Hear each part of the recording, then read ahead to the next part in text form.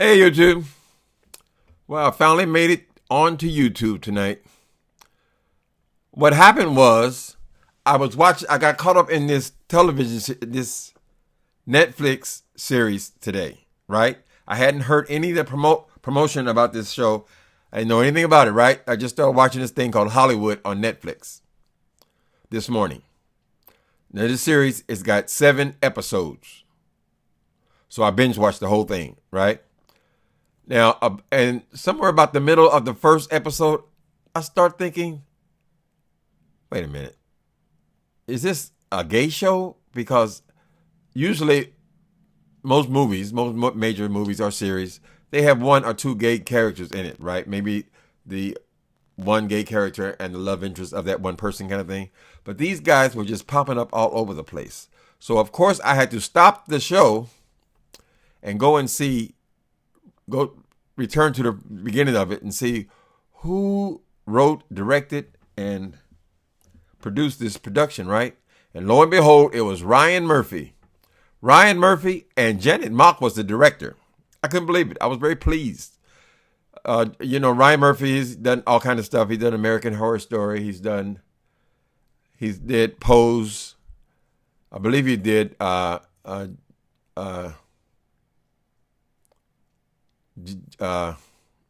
damn it. What's the one with the Giovanni?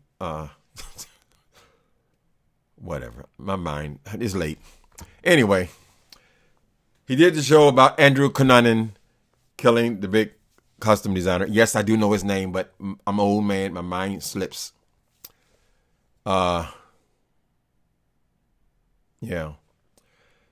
Anyway, so I realized that, okay, this is a gay production. But I got back to it. I said, well, it's not really a gay production. Takes place, it's a story about Hollywood, right? I think they call this a revisionist story. Where, in other words, they're rewriting history. So this thing is fiction, right? But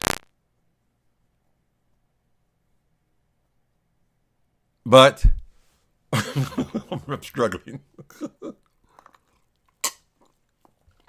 All right, this thing is about a whole bunch of people coming to Hollywood, all aspiring to be somebody.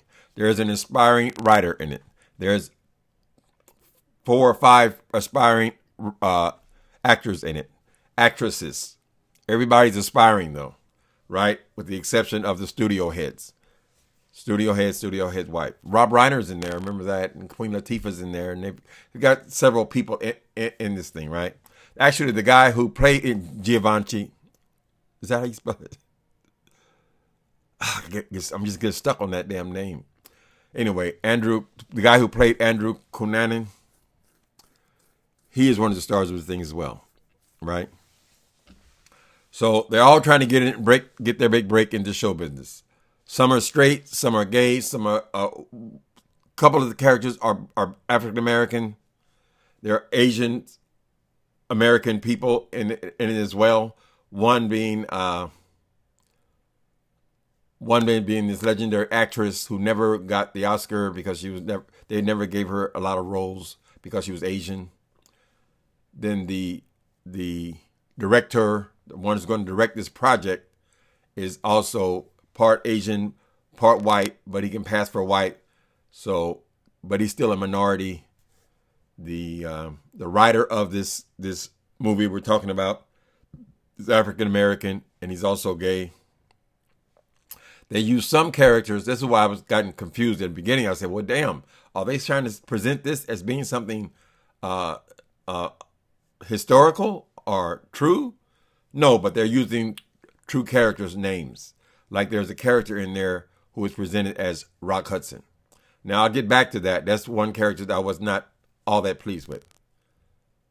But as a rule, in general, I like the show. It's a great show. I don't want to come in and give you a bunch of spoilers. Plus, I wasn't planning on reviewing it because I just kind of bumped into it. So I didn't take any notes about the characters' names or the actors' names or whatever. But you can simply go into your YouTube search engine and put in Hollywood on Netflix, and they'll tell you all about all you need to know. All the actors, the premise and things like that. But, it also includes stories about hustlers, heterosexual hustlers, homosexual hustlers that do both, will do anything. The guy who runs the gas station, I'm not going to give you a bunch of spoilers. I'll give you this one thing though. This guy runs the gas station, right? You come in, you use a keyword, and then the pump, the guy who's pumping your gas, will get into your car with you to go and have extramarital affairs, shall we say. Or even if you're not married. Use the keyword, and it is actually a place for prostitution. The guys, they pump gas, but he only hires good-looking people who do favors, right? So he's running a prostitution ring. He comes back into the story later on. But it's a great cast of characters. Rob Reiner plays a studio head. And his wife, I don't know the lady's name. Like I said, I didn't write down any of these people's names. But she's a well-known actress as well. And she ends up being a very integral part of the story. So, I didn't come in here to spoil your movie, spoil your series, but I did want to say something, because I know tomorrow morning when I wake up, people are going to be talking about this thing, because it just started yesterday, right? I bumped into it the very next day. So people are going to be talking about this in the week to come. I don't want to be, I got left out, I missed that one, whatever.